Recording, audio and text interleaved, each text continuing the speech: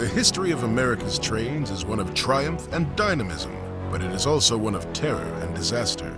By the first decade of the 20th century, the death toll for train-related accidents climbed to more than 12,000 people in a single year. Peril has always been a passenger on the railroads. The steam locomotive was invented in England during the first 3 decades of the 1800s. But it wasn't long before businessmen in America became convinced of its profitability. Trains could haul more freight and travel faster than horses or boats. And they weren't halted by harsh winters when waterways often froze and roads became impassable.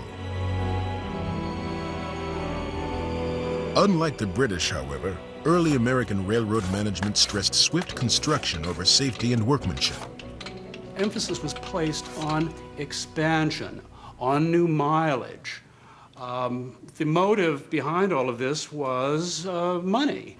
And so the railroads expanded just as fast as they possibly could. In many instances, the federal government subsidized this expansion. So as they were expanding, they were not building as carefully as they should have. The government granted credit and land to railroads only after track had been laid. The faster the companies completed track, the quicker they could obtain these loans and claim more real estate. This produced track with sharp bends, steep and bumpy grades, and flimsy construction.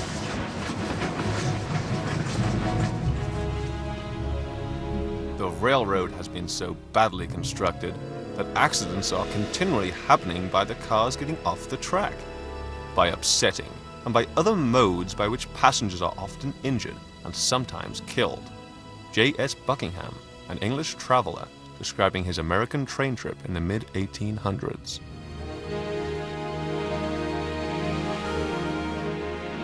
In the early days of railroading, track was made by simply mounting strips of iron on top of wooden stringers. It was called strap rail. Strap rail could easily loosen and was the cause of many derailments.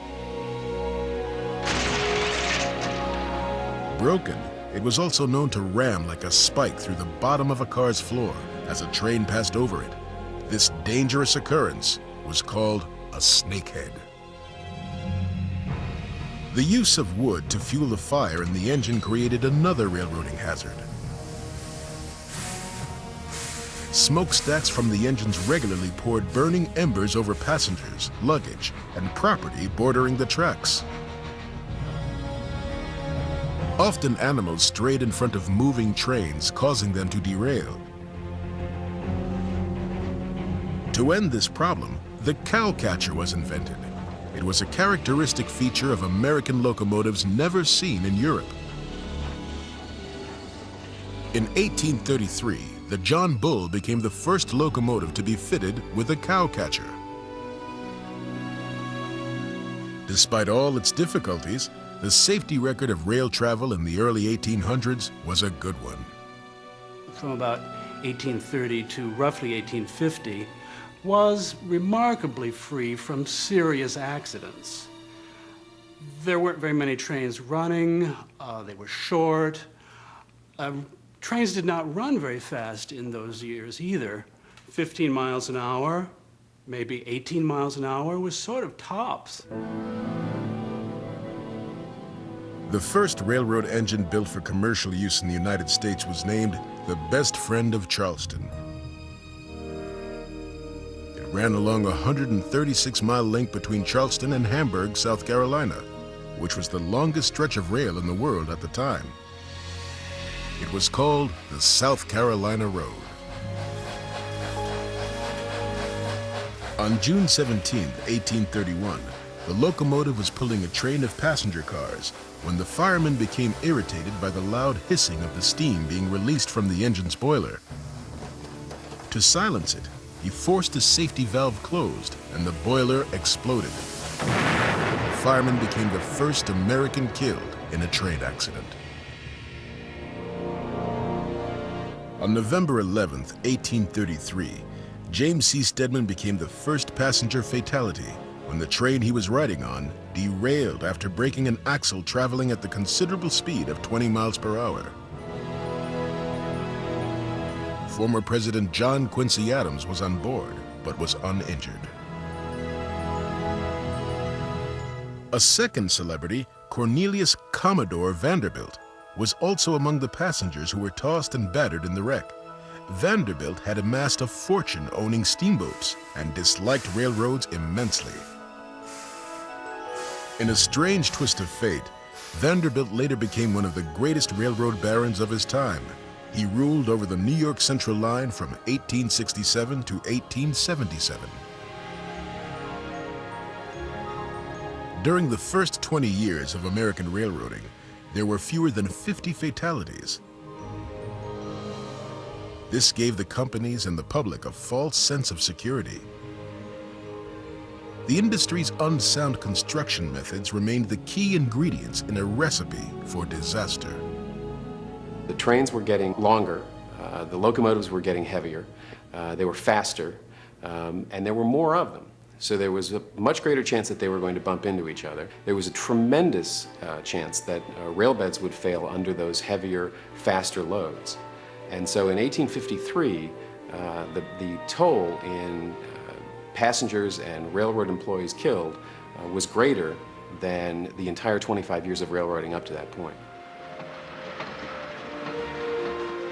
On January 6th, the first serious wreck of 1853 occurred.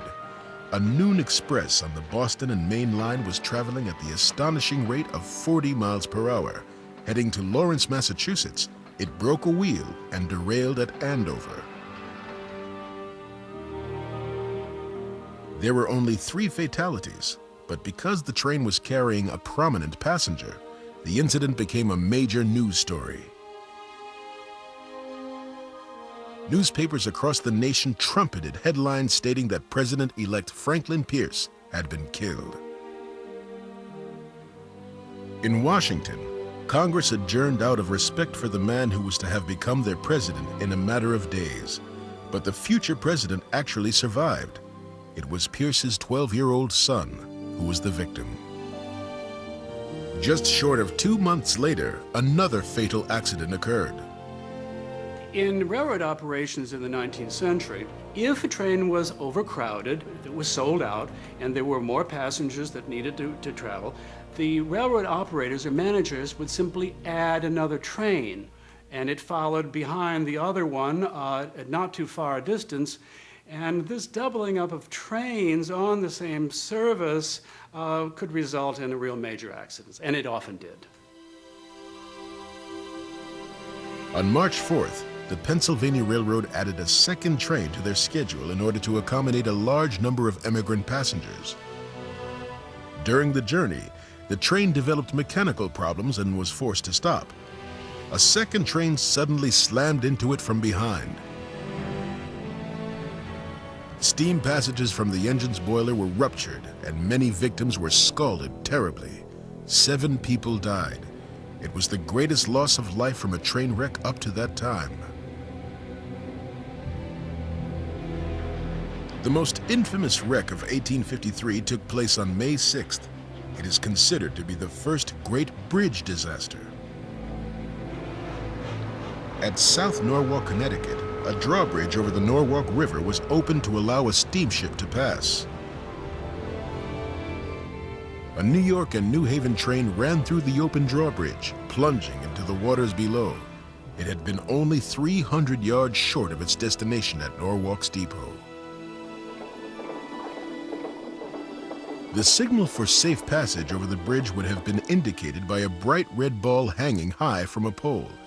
Witnesses later testified that the ball had been in the lowered position, indicating the drawbridge could not be crossed.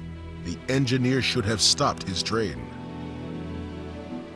Initially, reports were circulated that renowned poet and surgeon Oliver Wendell Holmes had perished in the wreckage. But once again, the stories of a celebrity dying proved untrue.